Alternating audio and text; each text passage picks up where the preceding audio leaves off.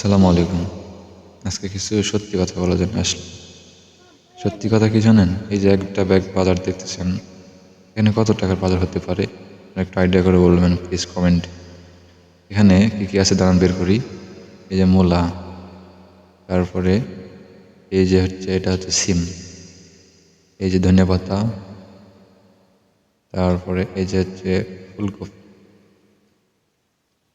আরও আছে দাঁড়ান। এই যে বেগুন, এটা হচ্ছে বেগুন, তারপরে এই যে এটা হচ্ছে আলু। এই এই যে দেখেন, তারা একটু গুছিয়ে একটু ছড়িয়ে দিই, তাহলে বুঝতে পারবেন এখানে কতগুলো বাজার আছে। এই যে দেখুন, এই যে এখানে দেখুন কতগুলো বাজার। এই এতগুলো বাজার কত টাকা দাম হতে পারে একটু আপনারা বলতে পারেন?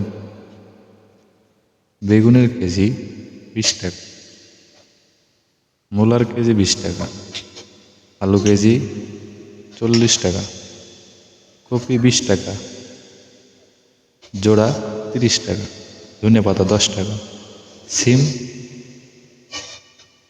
40 টাকা। কখনো কি এরকম দামে পাইছেন?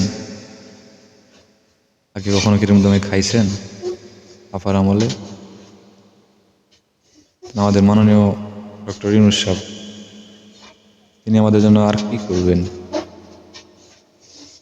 আজকে বাজারে পেঁয়াজের কেজি 40 থেকে 50 টাকা, যেটা ভালোটা এটা 50 টাকা।